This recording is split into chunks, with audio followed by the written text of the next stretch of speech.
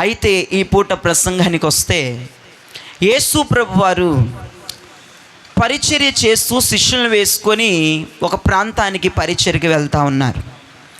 ఆయనకి బాగా ఆకలి వేసిన సందర్భం మనకు తెలుసు. ఆయన రోడ్డు మీద నడుచుకుంటూ వెళ్తుంటే శిష్యులందరూ వెనకాల వస్తూ ఉన్నారు. వాళ్ళు పరిచర్యలకు వెళ్తూ ఉన్నారు.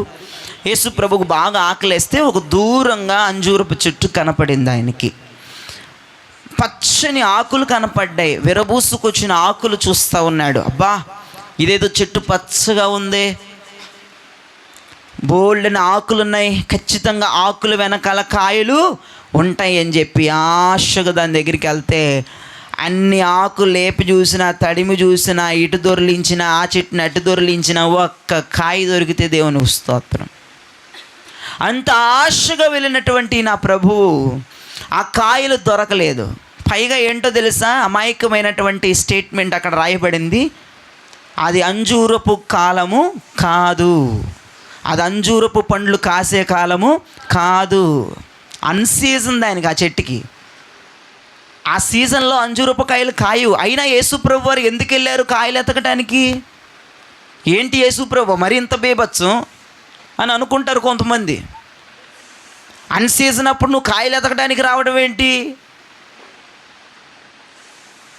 ఆ చెట్టు ఏ కాలంలో ఫలించిందో ఆ కాలంలో వస్తే అప్పుడు, లేకపోతే నువ్వు చెప్పిస్తే బాగుంటుంది. అసలు ఇది నేను పండ్లు ఇచ్చే కాలం కాదు, ఫలాలు కాసే కాలం కాదు, ఈ కాలంలో వచ్చి పండ్లు ఇవ్వని చెప్పి నీవు శపించబడదువుగాక, వేర్లతో సహా నువ్వు ఎండిపోదువుగాక అని శపించడం ఏంటి? యేసుప్రభుకు మనసు లేదు, యేసుప్రభు జ్ఞానం లేదు, యేసుప్రభు ఏంటి ఎట్లా తిరగాసి పెట్టాడు అని చాలామంది, కొంతమంది బైబుల్ అర్థం కాని భక్తులు ఈరోజు కూడా మాట్లాడుతున్నారు ఆ స్టేట్మెంట్ పట్టుకొని.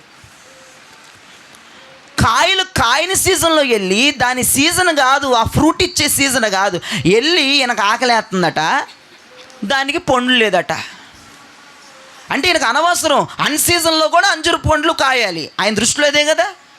నాకు ఆకలేస్తుంది, ఖచ్చితంగా ఇది కాయని కాలంలో కూడా కాయాలి, నాకు ఆకలేస్తుంది కాబట్టి. ఇది మూర్ఖత్వం అనాలా, లేదంటే అమాయకత్వం అనాలా, లేదంటే ఏమనాలని కొంతమంది భక్తులు మాట్లాడుతూ ఉన్నారు. కానీ ఎగ్జాక్ట్గా ఈ రోజుల్లో అదే జరుగుతుంది. ఇది ప్రభువు కొరకు ఫలించే కాలము కాదు, ప్రభువు కొరకు నిలబడే కాలం ఇది కాదు. ప్రభువు కొరకు నిలబడినా నిలబడలేరు, తొట్టిల్లిపోతారు, పడిపోతారు. ఈ కాలం చాలా భయంకరమైన కాలం. ఇది ఫలించలేని కాలం. అయ్యగారండి, మీరు వాక్యానికి బాగానే చెప్పుకుంటా పోతారు, మీరు వాక్యం చెప్తున్నప్పుడు చాలా హాయిగా ఉంటుంది, కానీ అలాగ మా జీవితంలో జరగట్లేదు. కారణం ఏంటంటే ఇది ఫలించే కాలము కాదు, ఇది ప్రభువు కొరకు ఫలించే కాలము కాదు, ఇది పరిశుద్ధాత్మను పొందే కాలము కాదు, ఇది అన్య భాషలు మాట్లాడే కాలము కాదు, ఇది దేవుని సొత్తుగా దేవుని సొంతంగా బతికే కాలం కాదు. అయినా నువ్వు ఫలించాలి. ఒక్కలామేం చెప్పలా, ఆమెను చెప్తే జరిగిపోద్ది. తెలుసా విషయం మీకు? గట్టిగా చెప్పండి ఆమెనని. ఇది ఫలించే కాలం కాకపోయినా మనం ఏం చేయాలి? ఫలించాలి. అంతే, ఒకే ఒక్క ముక్క. దేవుని కోసం బ్రతికితే తిడతారు ఈ కాలంలో, సమర్పించేసుకున్నా తిడతారు, ప్రార్థనలకు వెళ్ళినా తిడతారు, ప్రార్థనలో ఉన్నా తిడతారు. ఈ కాలం ఏంటంటే అన్సీజన్, దైవభక్తికి పూర్తిగా విభిన్నమైన కాలం ఇది. జస్ట్ వెళ్తున్నామా వస్తున్నామా అంతవరకే ఉండాలి ఈ కాలంలో. వెళ్ళిపోయి చర్చిలు అన్ని గంటలు ఉండటం నచ్చదు సమాజానికి, ఉన్నా ప్రార్థన చేయడం నచ్చదు సమాజానికి, ప్రార్థన చేసినా ఫలించడం నచ్చదు సమాజానికి, నేను దేవుని కొరకు ఉన్నాననే మాటలు అంతకంటే నచ్చవు సమాజానికి. అంటే సమాజము దేనికి అంగీకరించదు. దేవుని కొరకు బ్రతకాలన్న కష్టం ఈ రోజుల్లో, దేవుని కొరకు సమర్పించుకోవాలన్న కష్టం ఈ రోజుల్లో, దేవుని కొరకు నిలబడిపోదామన్న కష్టం ఈ రోజుల్లో, దేవుని కొరకు పని చేద్దామన్న కష్టం ఈ రోజుల్లో, దేవుని కొరకు సేవ చేద్దామన్న కష్టం ఈ రోజుల్లో, దేవుని కొరకు పడిగాపులు కాద్దామన్న కష్టం ఈ రోజుల్లో, ఆన్లైన్ ప్రేయర్లకు రావాలన్న కష్టం ఈ రోజుల్లో, దేవుని కొరకైనా సర్వము అర్పిద్దామన్న కష్టం ఈ రోజుల్లో. ఈ కష్టతరమైన రోజుల్లో నీవు ఫలించగలిగితే ఒక గొప్ప అద్భుతాన్ని పగటిపూట దేవుడు నీకు ప్రకటించబోతావన్నాడు. దేవునికి స్తోత్రం కలుగునుగాక. ఒక ఫలమైన శక్తివంతమైన ప్రకటన పగటిపూట దేవుడు నీతో మాట్లాడబోతా ఉన్నాడు. ఈ నిందల మధ్యలో, అవమానాల మధ్యలో, ఈ దుఃఖం మధ్యలో, ఈ అడియాసల మధ్యలో, ఆశలు ఆవిరైపోయిన మధ్యలో, నిన్ను ఎవరు ఎంకరేజ్ చేయని మధ్యలో, దేవుని సేవ చేస్తానంటే, పరిచర్య చేస్తానంటే, చర్చిలో ఉంటానంటే, ఆన్లైన్ ప్రేయర్కి వెళ్తానంటే, ప్రార్థన చేసుకుంటానంటే, సమర్పించుకుంటానంటే, దేవుని కొరకు వాడబడతానంటే, ఎక్కువగా దేవుళ్ళో ఉంటానంటే, అసలు విభిన్నంగా ఉన్న ఈ ప్రదేశంలో, ఈ ప్రాంతంలో, ఈ దేశంలో ఫలిస్తే ఇక నీకంటే తిరుగులేని సంఘం, తిరుగులేని విశ్వాసి, తిరుగులేని ఆత్మీయుడు ఈ ప్రపంచంలో ఉండడని ఘంటాముఖంగా నీ సెలవిస్తున్న కొట్టగట్టిగా చెప్పట్లు దేవుని నామాల. దేవునికి మహిమ కలుగునుగాక. దేవునికి స్తోత్రం చెప్పండి గట్టిగా. ఒక్కసారి కంటి మీద ఉన్న నిద్ర ఎగిరిపోయినట్లుగా గట్టిగా హుషారుగా హల్లెలూయా చెప్పండి గట్టిగా. మంచిది ప్రియ దైవజనమా. ఈ కాలం ఏ కాలం అట? ఫలించే కాలము కాదు, అయినా మనం ఫలించాలి. దేవుడు ఈ కష్టాన్నంతా చూస్తాడు. మనం ప్రేయర్ పరంగా ఏది చేద్దామని వర్కౌట్ అవ్వదు ఈ రోజుల్లో. దిగిపోయావా, దూకేసావా, రెక్కలు వచ్చేసినాయా, పరిశుద్ధులా, నీతిమంతులా, యథార్థవంతులా, ప్రార్థనా పరులైపోయారా? అమ్మో దిగిపోయారుగా, అమ్మో వెళ్ళిపోయారుగా, అమ్మో చిక్కుపోయారుగా, అమ్మో అదైపోయారుగా, అమ్మో ఇదైపోయారుగా, అమ్మో అదైపోయారుగా. ఈ రోజుల్లో ఎగతాళి చేసే కాలం ఇది కాదా? తెల్ల బట్టలు వేసుకుని బైబిల్ పెట్టుకుని వస్తే ఓహో పరిశుద్ధురాలు భక్తురాలు వచ్చేస్తుందని చెప్పే కాలం కాదా? ప్రార్థన ఎక్కువ చేస్తే బహుగా నువ్వే చేస్తున్నావు ప్రార్థన, మాకు రాదా అని చెప్పే వాళ్ళు కాదా? ఏది చేసినా ఎగతాళి చేయటం, ఏది చేసినా నవ్వటం, ఏది చేసిన వ్యతిరేకంగా ఉండటం, ఎంకరేజ్మెంట్ ఉండదు, ప్రోత్సాహం ఉండదు, బలపరచటం ఉండదు, ఫలింపు అసలు లేని కాలము ఈ కాలంలో. ప్రియ సంఘమా, నువ్వు ఫలించగలిగితే, నా దేవుని వాక్కు నువ్వు క్లియర్గా వింటూ ఉన్నావు, ఈ కాలములో నువ్వు ఫలించగలిగితే, ఈ కష్టతరమైన కాలములో, ఈ ఇబ్బందికరమైన కాలములో, ఈ శ్రమల కాలములో, ఈ నిందల కాలములో, ఈ యొక్క భయంకరమైన హింసల కాలములో, ఈ భయంకరమైనటువంటి తలకాయ నొప్పుల కాలములో, ఈ భయంకరమైన బలహీనతల కాలములో, ఈ భయంకరమైన అవమానాల కాలములో గనక నీ ఒక్కదానివి, ఒక్క కుటుంబానివి, నీ ఒక్క సంఘానివి, ఒక ఆత్మీయతే ఫలించగలిగితే, పరిపక్వతలకు రాగలిగితే, నీవు వృద్ధి చెందగలిగితే, అభివృద్ధి చెందగలిగితే, ఒక 5 విషయాలు చెప్తా. టక టక టక టక టక టక నోట్ చేసేసుకోండి. 5 విషయాలు. 60వ కీర్తన 7వ చరణం. 60వ కీర్తన 7వ చరణం.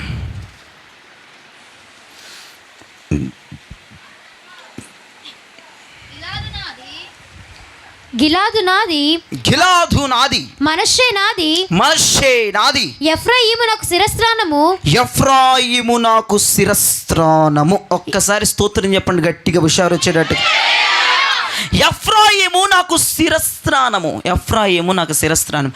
శిరస్త్రాణం అంటే టోపీ, హెల్మెట్, తల మీద పెట్టుకునేది శిరస్త్రాణము.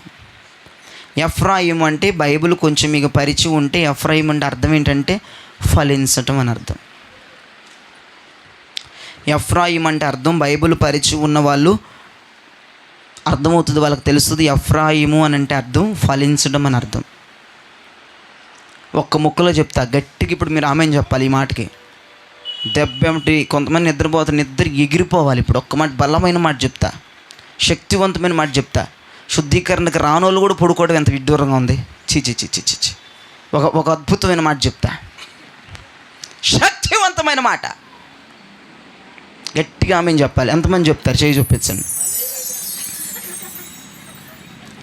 ఎఫ్రాయిము, యేసుప్రభు ఏమన్నాడు? ఎఫ్రాయిము నాకు శిరస్త్రాణం అన్నాడు కదా. ఎఫ్రాయిం అనగా ఫలించటం, శిరస్త్రాణం అనగా టోపీను, హెల్మెట్ అంటే నెత్తి మీద పెట్టుకునేది అందం. ఒక బలమైన మాట విడుదలవుతుంది, రిసీవ్ చేసుకుని గట్టిగా ఆమెను చెప్పండి. ఫలించే వారిని దేవుడు నెత్తి మీద పెట్టుకోబోతా ఉన్నాడు. ఫలించే బిడ్డలు దేవుడు నెత్తికెక్కించుకోబోతా ఉన్నాడు. ఫలించే వారిని నెత్తి మీదకి ఎక్కించుకొని ఊరేగించబోతున్నాడు గొప్పగా, అద్భుతంగా, దీవెనకరంగా. దేవునికి స్తోత్రం కలుగునుగాక. ఎక్కడ ఎప్పుడు ఫలించే వాళ్ళని నిందల మధ్యలో, శ్రమల మధ్యలో, ఇబ్బందుల మధ్యలో, శ్రమల కొలిమి మధ్యలో, భయంకరమైన తిట్ల మధ్యలో, భయంకరమైన తగాదాల మధ్యలో, భయంకరమైన కొట్లాట్ల మధ్యలో, భయంకరమైన పోకిరి శాస్త్రాల మధ్యలో, భయంకరమైన వ్యంగ్యంగా మాట్లాడే వాళ్ళ మధ్యలో నీవు నీవు ఫలిస్తే, నీవు వృద్ధి చెందితే, నీవు అభివృద్ధి చెందితే నా దేవుడు నిన్ను నెత్తి మీద పెట్టుకొని ఊరేగింపజేస్తాడు. దేవునికి స్తోత్రం కలుగును గాక. హల్లెలూయా. కాళ్ళ దగ్గరికి రానిస్తే ఎక్కువ, కానీ నెత్తి మీద ఎక్కించుకుంటాడంట ఆయన. అయ్యా నీ పాదాలు నాకు కావాలి ప్రభువా, నీ పాదాలు ఒక్కసారి చూడాలి అయ్యా, నీ పాదాలు తడపాలని మనం ఎడుతుంటే యేసు ప్రభు అన్నాడు, అరే పాదాలు ఏం కర్మరా, నువ్వు ఫలించు, నెత్తిని ఎక్కించుకుంటాను. నువ్వు ఫలించితే నీ నెత్తిని ఎక్కించుకుంటాను. ఇంత శ్రమల మధ్యలో, ఇన్ని దూషణల మధ్యలో, ఇంత అపవిత్రాత్మ శక్తుల మధ్యలో, విరోధమైన శక్తుల మధ్యలో నీవు ఫలిస్తున్నావా, కాంప్రమైజ్ అయిపోతున్నావా, రాజీ పడిపోతున్నావు? ఒకసారి జ్ఞాపకం చేసుకో. నువ్వు ఫలిస్తే నెత్తి మీద ఎక్కించుకొని ఊరేగిస్తాడు ఆయన. ఆయన పద్ధతి వేరండి. ఏంటి వారిని నెత్తి మీద పెట్టుకున్నా అని సాతాను గడు అడుగుతాడంట రేపు. ఇప్పుడు ఎట్టగో మనం ఫలిస్తాం కదా ఈ వాక్యం విన్న తర్వాత. ఆమేన్, గట్టిగా ఆమేన్. ఈ శ్రమలున్నా, ఈ కష్టాలున్నా, ఇబ్బందులున్నా ఎప్పుడు ఉండేవే, రొటేషన్ అంతే. మనం ఫలిస్తాం కదా రేపు నుంచి, వృద్ధి చెందుతాం, అభివృద్ధి చెందుతాం కదా. యేసు ప్రభుని నెత్తి మీద ఎక్కించుకొని తిరుగుతూ ఉంటాడంట. ఆడొస్తాడంట, ఏంటాన్ని నెత్తి మీద ఎక్కించుకున్నా అంటే, నా బిడ్డలు ఫలించారా, నా బిడ్డలు ఫలిస్తున్నారా, శ్రమల మధ్యలో, నిందల మధ్యలో, అవమానాల మధ్యలో బిడ్డలు ఫలిస్తున్నారా, అతి కష్టంగా ఫలిస్తున్నారా నా బిడ్డలు, నాకు ఫలాలు ఇస్తున్నారు, నా ఆకలి తీరుస్తున్నారు. ఈ రోజుల్లో, ఈ కాలంలో ఎవడున్నాడు రా యవనస్తులు ఫలించడం? ఇంత గొప్పగా ఫలించడం ఎవరున్నారా ఈ రోజుల్లో అని నెత్తిని ఎక్కించుకొని అపవాదికి స్టేట్మెంట్ ఇస్తే ఆడ తల గుద్దుకొని సావాలి ఆ పూట. దేవునికి స్తోత్రం. ఆ రోజు ఎంతమంది తెస్తారు? గట్టిగా మేము చెప్పండి. ఆ రోజు ఖచ్చితంగా తేవాలి. మనం ఫలించడానికి అన్ని కారణాలు ఆయనే. ఐగుప్తులోంచి తెచ్చాడు, సంఘంలోకి తెచ్చాడు, నాటాడు, చుట్టూరా గోతిని తవ్వాడు, ఎరువేసాడు, నీళ్లు పోస్తూ ఉన్నాడు. విత్తింది ఒకరు, కోసింది ఒకరు, విత్తింది ఒకరు, నీరు పోసింది ఒకరు, ఎరువేసింది ఎవరు? వృద్ధి చేసింది నువ్వే. అంటే ఏది మన ప్రమేయం లేదంట. ఈ స్థాయిలో ఉండడానికి, ఇక్కడికి రావడానికి మన స్వయంకృత ప్రమేయం ఏదీ లేదట. అంతా ప్రభువే చేశాడంట. దేవునికి స్తోత్రం కలుగనగా. నిన్ను ఐగుప్తులని వదిలేస్తే నువ్వేమైపోయేదువో, అక్కడి నుంచి నువ్వు ఎట్టగో ఫలించవని చెప్పి ఐగుప్తులను తీసుకొచ్చి సంఘంలో పడేసి ఈ బోధకి ఫిక్స్ చేసేసి ఆయనే నీళ్లు పోస్తా, ఆయనే ఎరువులేస్తా, ఆయనే తవ్వుతా, ఆయనే కార్యక్రమాలన్నీ చేసుకుంటూ ఉన్నాడు. కానీ నువ్వు ఫలిస్తే నెత్తి మీద పెట్టుకొని మోస్తాడు ఆయన. ఆయన నిన్ను ఘనపరుస్తే మామూలుగా ఉండదు. మనుషులు ఘనపరచడం కాదు, దేవుడు ఒక వ్యక్తిని ఘనపరుస్తే ఎలా ఉంటుందో నువ్వు చూపించాలి సమాజానికి. ఇదిరా బాబు, నా ప్రభు ఘనపరుస్తే ఇలా ఉంటుందని దేశానికి, సంఘాలకి, సమాజానికి, ఆత్మీయ బిడ్డలకు నువ్వు చూపించాలి సవాలుగా. దేవునికి స్తోత్రం కలుగును గాక. ఆయన ఎత్తు మీద పెట్టుకొని మోస్తే ఇంకేమన్నా మాటలు వస్తాయా చెప్పండి? ఇంకేమన్నా మాట్లాడగలమా? కొంతసేపు వాక్యం పక్కన పెట్టి పాట పాడుకోవద్దా? ఏమవుదునో నేనేమవుదునో, ఏమైపోతాము? ఏమవుదునో నేనేమవుదునో, జయించిన వారితో కలసి నీ సింహాసనము నే చేరగా, జయించిన వారితో కలసి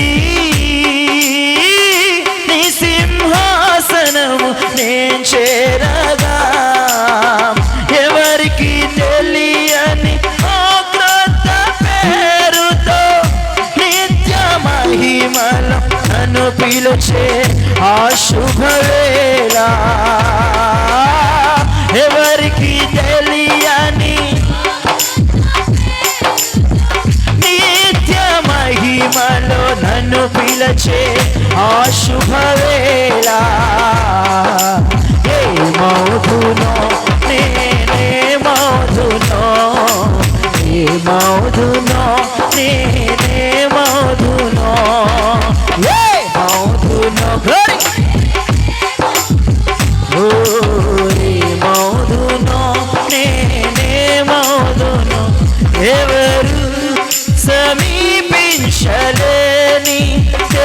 తేజస్సులో నివసించు నా యేసయ్యా, నీ మహిమను ధరించిన పరిశుద్ధులు నా కంట పడగానే, నీ మహిమను ధరించిన పరిశుద్ధులు నా కంట పడగానే, ఏ మౌధును నేనే మౌధును, ఏ మౌధును నేనే మౌధును, ఏ మౌధును నీవు ఫలించి చూడు. ఆయన నిన్ను ఎత్తి మీద ఎత్తి మోస్తాడు. కొంచెం సౌండ్ పెట్టయ్యా, గ్లోరీ డ్రమ్స్ సౌండ్ పెంచు. మౌధును నేనే మౌధును, ఏ మౌధును నేనే మౌధును, ఏ మౌధును నేనే మౌధును, ఏ మౌధును నేనే మౌధును, ఏ మౌధును ఫలించండి. సార్వత్రిక సంగమా, ఈ కాలంలో నువ్వు ఫలిస్తే, అభివృద్ధి చెందితే, పరిపక్వతలోనికి వస్తే, ఆయన సంగమును నెత్తి మీద మోయగలిగిన దేవుడు, నెత్తి మీద మోయగలిగిన వాడు ఆయన.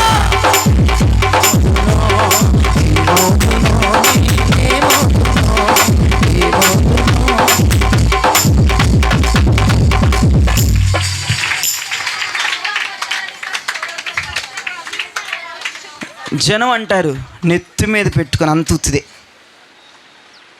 జనం అంటారు నెత్తి మీద పెట్టుకోవాలి అంత ఉత్తిదే. కొందరు అధికారులు అయితే అవినీతి సొమ్మిస్తే నెత్తి మీద పెట్టుకుంటారు. రాజకీయవేత్తలు అయితే ఈ సీజన్ వరకు నెత్తి మీద పెట్టుకుంటారు, తర్వాత తావకడ పడేస్తారు.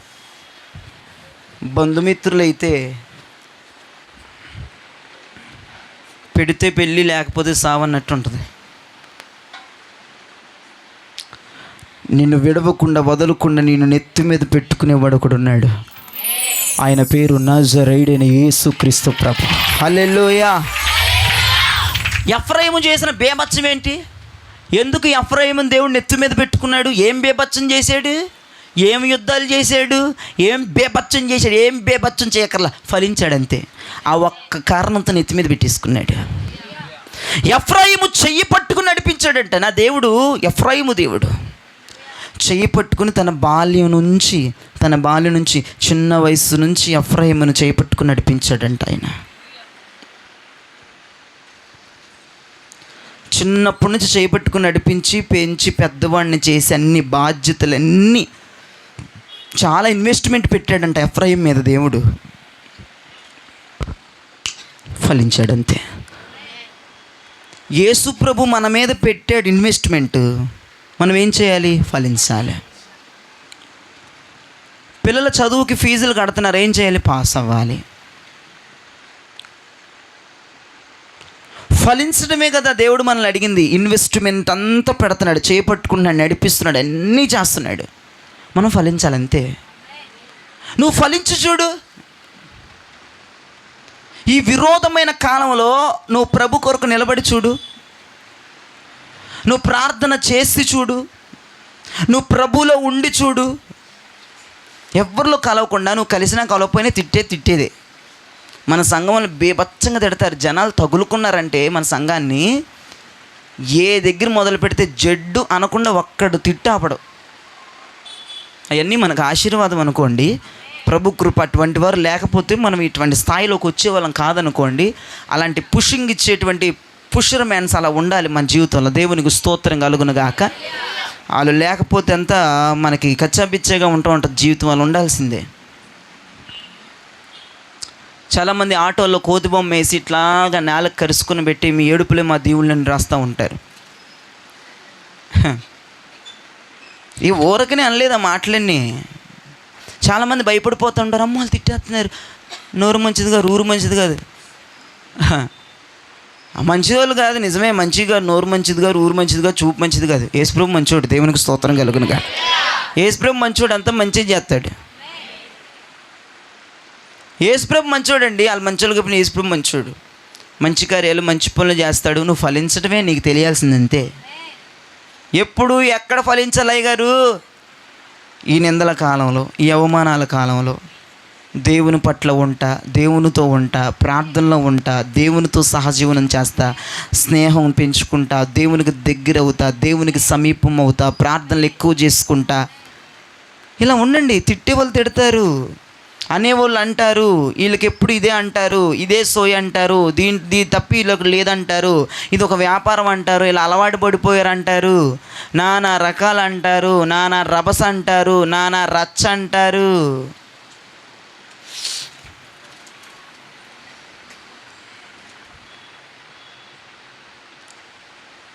జ్ఞాపకం చేసుకోండి, నేను ప్రభు కొరకు ఒక సమర్పితుడుగా ఉంటానన్నా సరే చాలా మాటలు నాకు వినపడ్డాయి.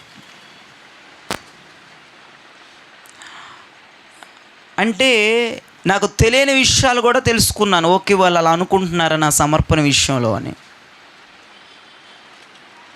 ఉద్దేశాలు వాళ్ళకి తెలియకపోవచ్చు. ఒకవేళ తెలిసిన వాళ్ళు వ్యంగ్యంగా మాట్లాడవచ్చు. నువ్వు భయపడాల్సిన అవసరం లేదు, బాధపడాల్సిన అవసరం లేదు, ఆ సమర్పణ ఎందుకో నాకు తెలుసు, నా ప్రభువుకు తెలుసు, అంతే. దట్స్ ఆల్ మ్యాట్రిక్, అంతే. వేరే వాడికి తెలియాలన్న ఉద్దేశం అవనవసరం. వీడు ఏదో అయింది, వీడు ప్రభువుని అడ్డు పెట్టుకుంటున్నాడు, సమర్పణ అంటున్నాడు, ఎన్ని మాటలండి. ఒక్క సింగిల్ ఓడుకు కూడా చెల్లించాల నేను తీసి అవడబడేసాను అంతే. ఏసు ప్రభా, నువ్వు ఉన్నావు ప్రభా, నువ్వు కాచిగా అప్పుడు నువ్వు బలపరుచు నాయనా, నువ్వంటే పిచ్చి ప్రేమెక్కి నేను నీలో ఉందామని నేను సియోను సేవకి ప్రతిష్ఠించుకుని ఇలా బ్రతుకుతాం అనుకున్నాను ప్రభా. అక్కడ వరకు ఇది ఇలానే బతకాలి, ఇదే కంటిన్యూ అవ్వాలి, ఇదే లీడ్ అవ్వాలి ప్రభా. చనిపోయిన దాకా నేను ఇటువంటి వస్త్రమే నా ఒంటి మీద ఉండాలి, ఇటువంటి బోధే చేస్తూ ఉండాలని నా తీర్మానాలు. దేవునికి స్తోత్ర. తీర్మానాలు భయంకరమైనవి. తీర్మానాలు అసలు క్రైస్తవుడికి చెప్తూ వా బాబోయ్ అనుకుంటే చచ్చిపోతాను. నేను చెప్పే మాటలేం పిచ్చి పిక్స్లో ఉంటే చేస్తాడా అన్న డౌట్ కూడా వస్తుంది కొంతమందికి. వాళ్ళు బతుకుంటే దేవుని కృపలో చూపిద్దామని అనిపిస్తుంది నాకు ఒక్కోసారి. ఒకళ్ళతో అయితే అంటాను, మీరు బతికే ఉంటారు కదా సార్, చూద్దురు కానీ, బతికే ఉంటారు కదా చూద్దురు కానీ, క్రమక్రమేణా దేవుని కృపలో. దేవునికి స్తోత్రం కలుగునుగాక.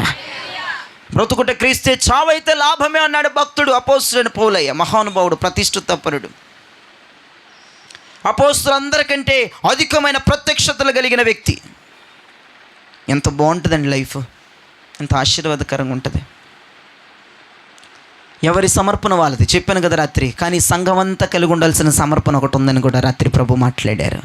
అయితే ఒకటి చెప్తూ ఉన్నాను, నువ్వేది చేసినా తిట్లు వస్తూ ఉంటాయి, నువ్వేది చేసినా అనేవాళ్ళు అంటూనే ఉంటారు. నువ్వు ఫలించాలంతే. వాళ్ళ మాటలు వీళ్ళ మాటలు తీసుకొని వెనక్కడిగేసేసి వదిలేసి దులిపేసుకొని దుద్దు అనేవాళ్ళు అంటారు. నోరుంది అంటానికే కదండి అనివ్వండి. యేసుప్రభు నోరు ఇచ్చింది ఎందుకు? అందరిని తిట్టడానికి ఇచ్చాడు కదండి. మరి అలా మారిపోయింది సమాజం ఇప్పుడు. యేసుప్రభు నోరిచ్చింది అందరి మీద పడిపోమని, అందరిని గేల్ చేయమని, అందరిని ఏలుబెట్టి చూపించమని, అందరి కళల్లో ఏంటిది నలుసులు ఎతకమని యేసుప్రభు వారు నోరిచ్చాడు, చూపులు ఇచ్చారు. కొంతమంది తిట్టనివ్వండి, అన్నివ్వండి, చూడనివ్వండి, కానీ నువ్వు ఫలించడం ఆపొద్దు. వాళ్ళు అన్నారండి, వీళ్ళు అన్నారండి, వెనక్కి వచ్చేస్తానండి, నా మీద నిందబడిపోయిందండి, నన్ను భయంకరమైన మాట అనేసారు. నువ్వేంటో నీకు తెలుసు, దేవునికి తెలుసు. దట్స్ ఇట్, చాలు. కరివేపాకు తింటారు ఎవరైనా? తింటే ఓకే, నాకైతే ఇష్టం ఉండదు, తీసి ఒకటి పడేస్తాను నేను పులిహోరలోది, తీసి పడే, లివ్ ఇట్, అంతే, వదిలిపడే. దాని గురించి ఆలోచించబాక, ఏడవబాక, నీ హెల్త్ పాడైపోద్ది. హాస్పిటల్స్ కూడా ఖాళీ ఉండట్లేదు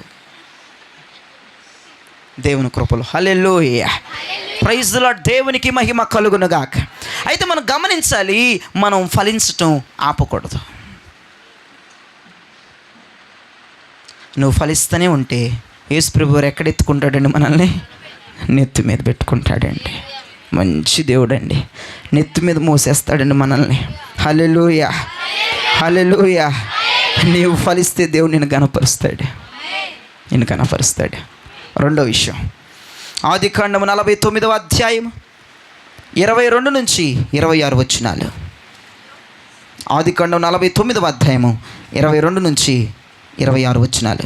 యోసేపు ఫలించడి కొమ్మ, యోసేపు ఫలించడి కొమ్మ, ఊట యొద్ద ఫలించడి కొమ్మ, ఊట యొద్ద ఫలించడి కొమ్మ, దాని రెమ్మలు గోడ మీదకి ఎక్కి వ్యాపించును, గోడ మీదకి వెక్కి వ్యాపించినాయి. విలుకాండ్రు అతని వేధించిరి, వారు బాణములను వేసి అతని హింసించిరి.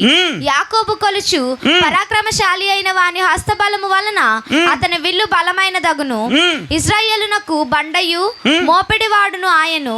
నీకు సహాయము చేయు నీ తండ్రి దేవుని వలనను పైనుండి మింటి దీవెనలతోను క్రింద దాగియున్న అగాధ జలముల దీవెనలతోను. పైన దీవెనలన్నీ యోసేపుకి, కింద దీవెనలన్నీ యోసేపుగా, ఇంకా స్థలముల దీవెనలతోను, స్థలముల దీవెనలు యోసేపుకి, గర్భముల దీవెనలతోను, గర్భముల బ్లెస్సింగ్స్ యోసేపుకి. నిన్ను దీవించు సర్వశక్తుని దీవెన వలనను అతని బాహుబలము దిట్టపరచబడును. నీ తండ్రి దీవెనలు నా పూర్వీకుల దీవెనల పైని చిరకాల పర్వతముల కంటే హెచ్చుగా ప్రబలమగును. దేవునికి మహిమ కలుగును. యేసుప్రభా ఏంటి దీవెనలన్నీ 11 మందికి ఇవ్వకండి, వీడికి ఒక్కడికి ఇస్తున్నాం. ఆడు ఫలించాడు రా. 11 మందికి లేని ప్రఖ్యాతి యోసేపుకి ఎందుకు వచ్చింది? యోసేపు కండి ఆకాశంలో దీవెనలన్నీ ఎవరికి? యోసేపు. భూమి మీద ఉన్న దీవెనలన్నీ ఎవరికి? గర్భాల దీవెనలన్నీ ఎవరికి? తండ్రి దీవెనలన్నీ ఎవరికి? ఇక మిగిలిన వాళ్ళకి ఏమి? ఊడిసి ఇచ్చేసేసాడు యోసేపుకి. 11 మంది ఇటు సంచులు పట్టుకొని చూస్తుంది. ఏందిరా టూ మచ్గా అందరికి సమానంగా పంచాలి. నువ్వు సమానత్వం దేవుడు కదా, నువ్వు కరుణా సముద్రుడు కదా, నువ్వు సమానం చేసేవాడు కదా, నువ్వేంటి హెచ్చుదొక్కులు చూపిద్దాం. ఫలించాడు. వదిలేండి వెళ్ళండి. స్తోత్రం చెప్పు గట్టిగా. ఆడు ఫలించాడు. ఫలించేవాడికి దీవెనలే. ఈ లిస్ట్ అంతా అలాగే. ఆకాశం పైన దీవెనలు, ఆకాశం కింద దీవెనలు, గర్భఫలాల దీవెనలు, స్థలాల దీవెనలు, తండ్రుల దీవెనలు, మిగతా వాళ్ళకి అది ఫలించే వాళ్ళకే బ్లెస్సింగ్స్ అనండి. ఆశీర్వాదాలన్నీ ఎవరికి? ఫలించకపోతే ఏంటి? అంతే, అయిపోయింది సీను. పెద్ద సిలువేసుకొని కూర్చోవటమే.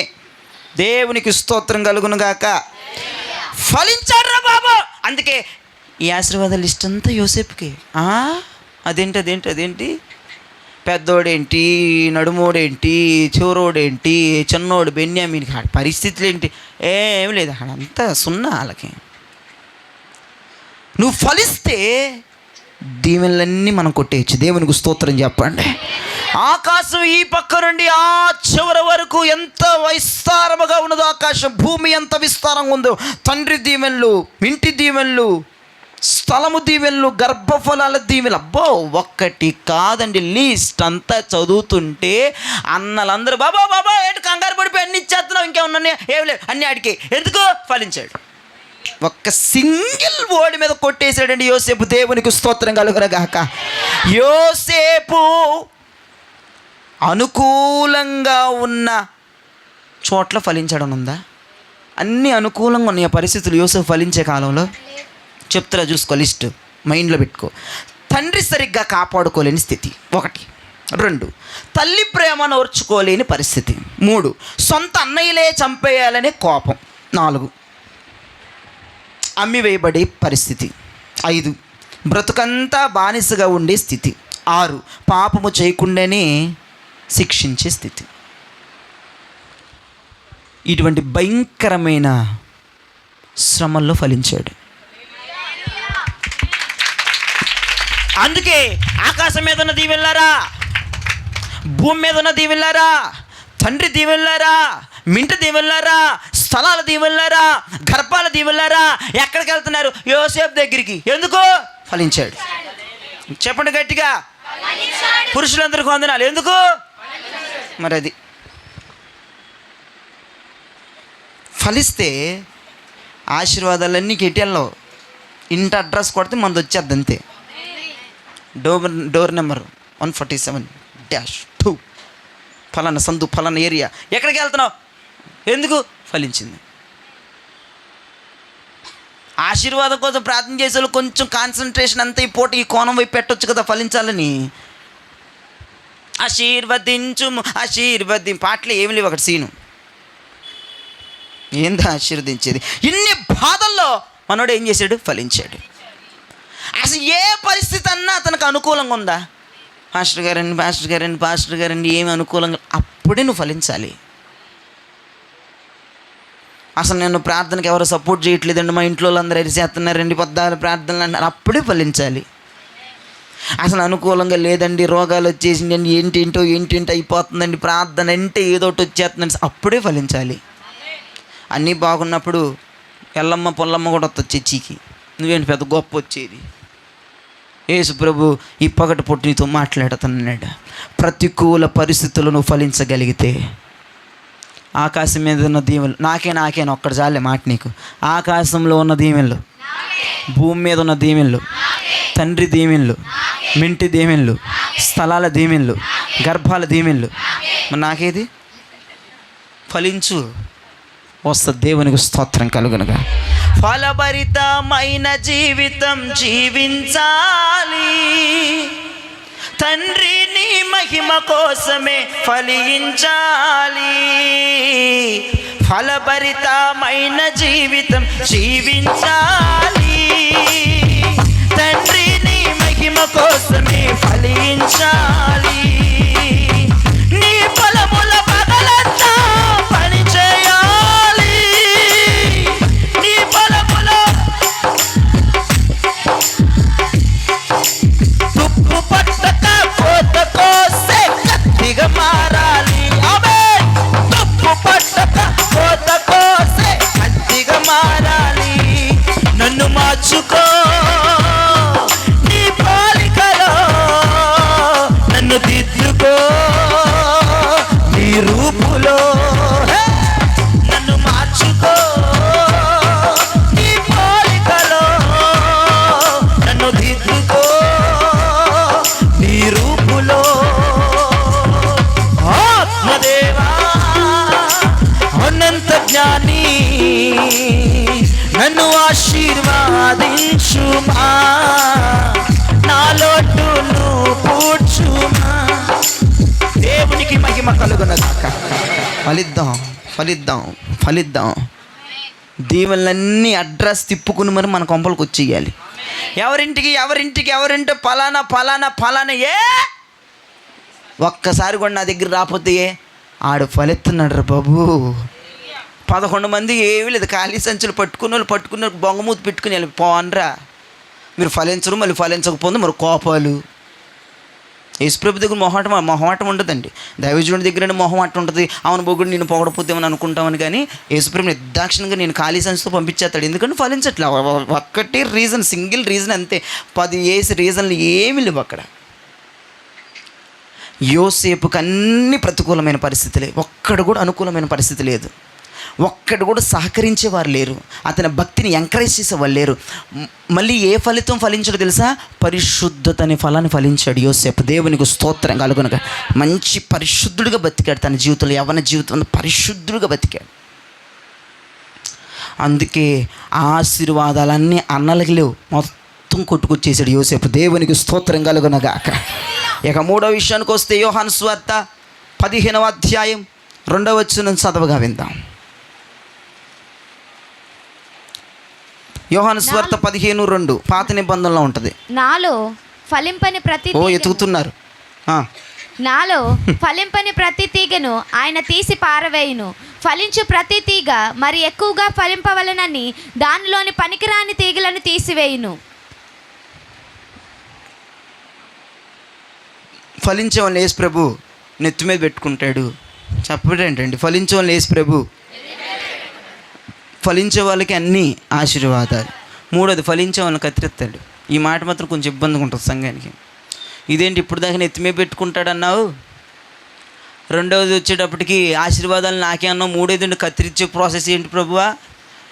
ఫలించే వాళ్ళనే కత్తిరిస్తాడంటే. ఎందుకంటే మనలో స్కానింగ్ చూస్తే అరకొర పనికి మన తీగలు కొన్ని ఉంటాయి, ఎండిపోయి వాడిపోయి తీగలు ఉంటాయి, కొన్ని ఆకులు కానీ తీగలు కానీ. వాటిని కత్తిరిస్తాడంట. అవి కత్తిరితే ఇంకా బాగా ఫలిస్తావట. దేవునికి స్తోత్రం కలుగునగాక. నువ్వు ఫలిస్తున్నావు కాదనట్లా, అందుకే నెత్తి మీద పెట్టుకున్నాడు, అందుకే సకలమైన ఆశీర్వాదాలు ఇస్తున్నాడు, అందుకే కత్తిరిస్తున్నాడు. కత్తిరించడానికి ఒళ్ళప్పగిచ్చే దేవునికి స్తోత్రం. కత్తిరించు ప్రభా, నువ్వు ఫలిస్తున్నావు కాబట్టి నిన్ను కత్తిరిస్తున్నాడు. నువ్వు ఇంకా ఫలించటానికి, నువ్వు బహుగా ఫలించటానికి, నువ్వు బహుగా విస్తరించటానికి. ఆమేన్. హల్లెలూయా, హల్లెలూయా. నువ్వు ఫలిస్తున్నావు, కానీ ఎక్కడెక్కడో చిన్నదైన ఉంటుంది, ఏదో ఒక చిన్న లోపం ఉంటుంది, వాటిని కచ్చేస్తాడు అంతే. ఇంకా బాగా ఫలిస్తావని ఆ చిన్న చిన్న కచ్చా బచ్చాలు కూడా కచ్చేసేస్తే నెంబర్ 1కు దూసుకెళ్ళిపోతామని దేవుడు ఆశ. దేవునికి స్తోత్రం. ఏంటో పాస్టర్ గారండి మా అబ్బాయి 3 పూటలు తింటున్నాడు కానీ ఎదగట్లేదు. పాస్టర్ గారు చెప్పిన తర్వాత పాస్టర్ గారు ప్రార్థన చేశారంట. పాస్టర్ గారు ప్రార్థన చేసినా ఆడు 3 పూటల కత్త ఇప్పుడు 4 పూటలు తింటున్నాడంట. పాస్టర్ గారు ప్రార్థన చేసినా కానీ ఎదగట్లేదంట. అనుకున్నదంటే పాస్టర్ గారు 4వ పూట తినడానికి ప్రార్థన చేశారా ఏంటి, ఆడు 3 పూటలు తింటుంటేనే ఎదగట్లేదని నేను చూస్తే ఎదుగుదల కోసం ప్రార్థన చేయమంటే 4వ పూట ఈడు తింటున్నాడు, 4వ పూట తింటున్నా ఎదగట్లేదని డాక్టర్ దగ్గరికి వెళ్ళి, ఏంటో డాక్టర్ గారండి మా అబ్బాయి 4 పూటలు తింటున్నాడు కానీ ఎదగట్లేదు అనగానే ఆడు మొత్తం స్కానింగ్ రాసేసాడంట. పై నుంచి కిందాక స్కానింగ్ రాసేస్తే ఎక్కడ తేడా వస్తే దాన్ని కత్తిరించి అవతల పడేస్తాడు. అలానే యేసు ప్రభువు మళ్ళీ ఒక స్కానింగ్ చేస్తాడు పైనుంచి కిందాక. కచ్చా బిచ్చా అవన్నీ ఏమైనా తీగల పనికి మనలు ఉన్నాయనుకో, వాటిని కచ్చేస్తే ఇంకా బాగా మనం వృద్ధి చెందుతాం, బాగా ఫలిస్తాం, బాగా ఆశీర్వాదకరంగా బతుకుతాం. దేవునికి స్తోత్రం కలుగునుగాక. హల్లెలూయా, హల్లెలూయా. నువ్వు ఫలిస్తున్నావు కాబట్టి నెత్తి మీద పెట్టుకుంటాడు, ఫలిస్తున్నావు కాబట్టి సకలమైన ఆశీర్వాదాలు ఇస్తాడు, ఫలిస్తున్నావు కాబట్టి కత్తిరిస్తాడు.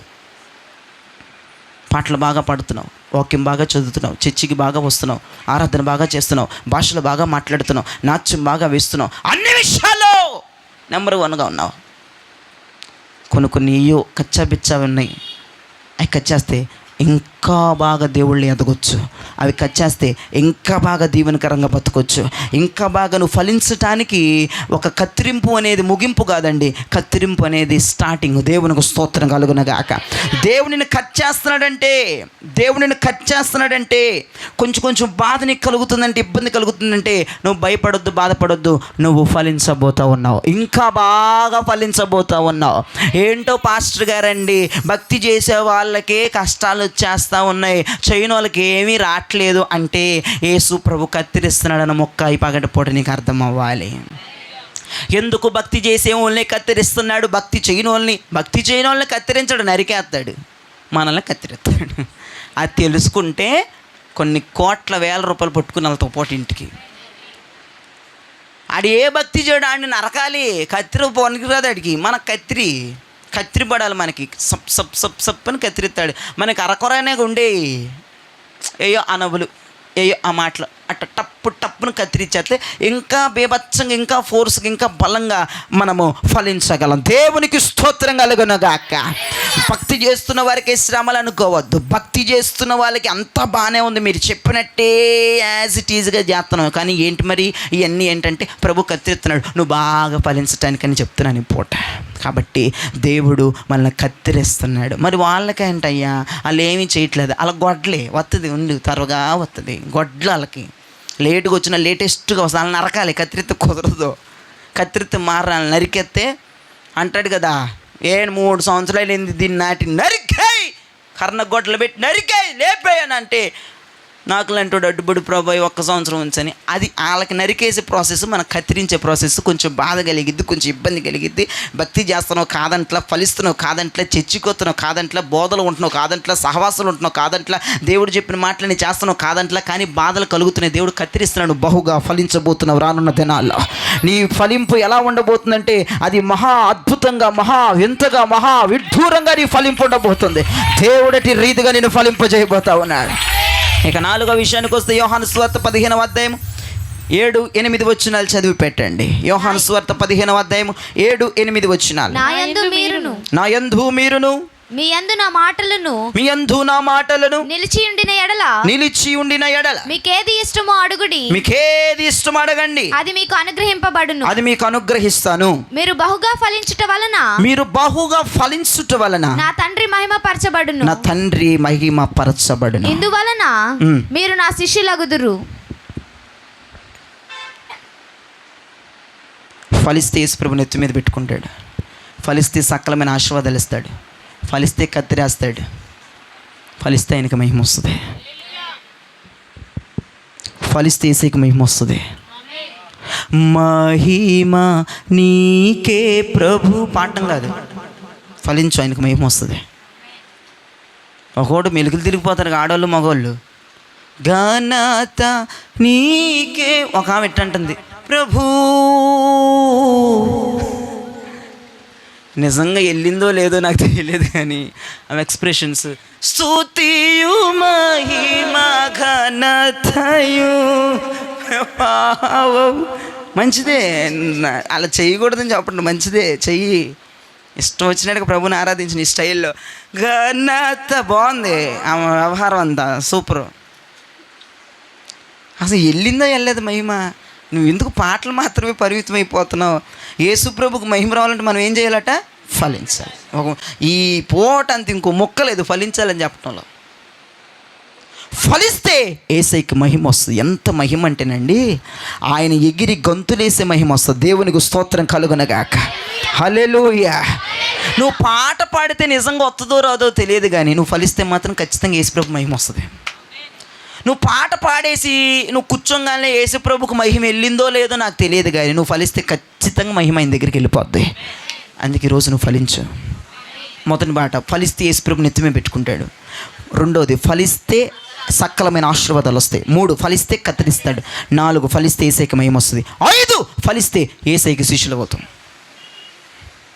యేసువారమండి నజరేతువారమండి నా ప్రాణం నీవయ్య. చీచి ఎంత అవుతుందే. యేసుప్రభుకు శిష్యులుగా మారాలంటే ఏం చేయాలట? కచ్చబెచ్చ పాటలు పనికిరావు. నీకంటే గొప్ప సింగర్స్ ఉన్నారు పైన. యేసువారం అండి నజరేతువారం అండి నా ప్రాణం అండి, అన్నీ ఉత్తు మాటలే. ప్రక్రియ. నేను ఎప్పుడు చెప్పే ప్రతి మెసేజ్లు కూడా, నా మెసేజ్ అంతా కూడా అంతరంగం గురించే ఉంటుంది. మీరు ఎప్పుడు నోట్ చేసుకోండి. బాహ్యంగా ఎప్పుడు మన మెసేజ్లు ఉండవు. ఏ మెసేజ్ చెప్పినా అంతరంగంలో మార్పు రావాలనే చెప్తాను నేను. అంతరంగంలో వచ్చే మార్పే ఫైనల్ లిస్ట్ అండి. దేవునికి స్తోత్రం. నువ్వు పైన పాటలు పాడండి, పైన చేయండి అని నేను ఎప్పుడు చెప్పను. ఆ బోధ అసలు నా నోట్లో రాకూడదు గాక యేసు నామములో. యేసుకు మహిమనే పాడక మునుపే ఖచ్చితంగా నీ క్రియల ద్వారా ఆయనకు మహిమను తీసుకురావాలి. నువ్వు ఫలించడం ద్వారా ఆటోమేటిక్గా మహిమ వచ్చేస్తుంది. ఇక 5వదిగా చూసుకుంటే, నువ్వు ఫలిస్తే యేసయ్యకి శిష్యులుగా మారిపోతావు. ఆయనకి శిష్యులుగా మారాలని కదా, ఆయన్ని వెంబడించాలని కదా శిష్యులందరూ ఏం చేశారంటే ఆయనని వెంబడించారు. ఆయన గొర్రెపిల్ల ఎక్కడికి పోవునో ఆ చోట్లకెల్లా వాళ్ళు వెళ్ళిపోయారట. దేవునికి స్తోత్రం కలుగునగా. ఆయనను వెంబడించటం, ఆయన ఫాలో చేయటం, ఆయన ఫాలోఅప్ చేయటం, ఆయనతో ఉండటం, ఆయనతో మాట్లాడటం, ఆయనతో జీవించడమే శిష్యుల క్వాలిటీస్. 5 విషయాలు చెప్పాను చెప్పకనే.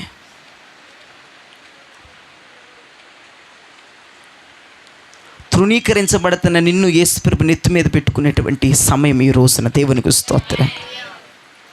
నీ పాదాల దగ్గరికి రాని అయ్యా, నీ పాదాలు తడపని అయ్యా, నీ పాదాలు ముద్దు పెట్టుకుని అయ్యా అని ప్రార్థన చేసే ప్రతి కుటుంబానికి పగటిపూట దేవుడు మాట్లాడుతూ ఉన్నాడు.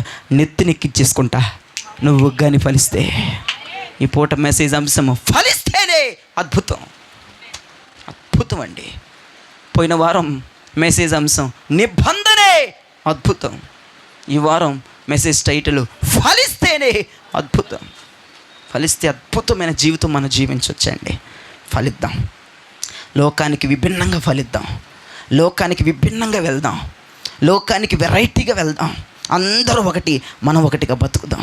ఫలిద్దామండి. ఎవ్వరికి నచ్చకపోవచ్చు, ఎవ్వరికి ఇష్టం అవ్వకపోవచ్చు, అందరూ తిట్టుకోవచ్చు, అందరు నిన్ను తిట్టిపోయొచ్చు, అందరూ వ్యతిరేకంగా లేగవచ్చు, అందరు నిన్ను దూషించవచ్చు, అందరు నిన్ను నిందించవచ్చు, కానీ ఫలిద్దాం. ఎఫ్రాయిము దేవుడు ఈ పగటి పూట మన మధ్యలో ఉన్నాడు. ఎఫ్రాయిమును చెయ్యపట్టి నడిపించిన దేవుడు ఈ పగటి పూట మనతో మాట్లాడుతూ ఉన్నాడు. ఎఫ్రాయిము దేవుడు ఇక్కడ సంచరిస్తూ ఉన్నాడు. ఎఫ్రాయిము దేవుడు ఇక్కడ సంచరిస్తూ ఉన్నాడు. ఎఫ్రాయిము దేవుడు ఇక్కడ సంచరిస్తూ ఉన్నాడు. ఎఫ్రాయిము దేవుడు ఇక్కడ సంచరిస్తూ ఉన్నాడు. గొప్ప దేవుడు, శక్తి కలిగిన వాడు ఇక్కడ సంచరిస్తున్నాడు. నోరులన్నీ తెరిచి గట్టిగా ఆమేన్ చెప్పండి. ఎఫ్రాయిము దేవుడు మన మధ్యన సంచరిస్తున్నాడనగా ఆయన ఖచ్చితంగా మన నెత్తి మీద పెట్టుకోవడానికి ఇక్కడికి వచ్చాడు. నెత్తిని ఎక్కించుకున్న ప్రతి ఒక్కరికి చూపించబోతున్నాడు. ఫలించారా నా బిడ్డలా? అనతి కాలాన ఫలించారా? అనతి కాలాన బిడ్డలు ఫలించారు. ప్రతికూల పరిస్థితులను నా బిడ్డలు ఫలించారని దేవుడు నెత్తినెక్కించుకొని నీకు ఘనతను తేబోతా ఉన్నాడు. ఆకాశం ఆశీర్వాదాలు, భూమి మీద ఆశీర్వాదాలు, తండ్రి ఆశీర్వాదాలు, ఇంటి ఆశీర్వాదాలు, స్థలముల ఆశీర్వాదాలు, గర్భాల ఆశీర్వాదాలు పండింగ్ తిప్పి మన కొంపలో వచ్చి పడిపోబోతున్నాయి.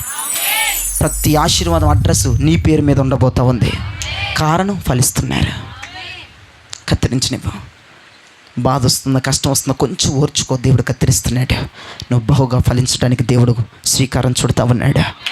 నీ ఫలింపు దేవునికి మహిమ తేవాలి. నువ్వు ఫలిస్తే దేవునికి శిష్యురాలుగా శిష్యుడిగా మారిపోవాలి.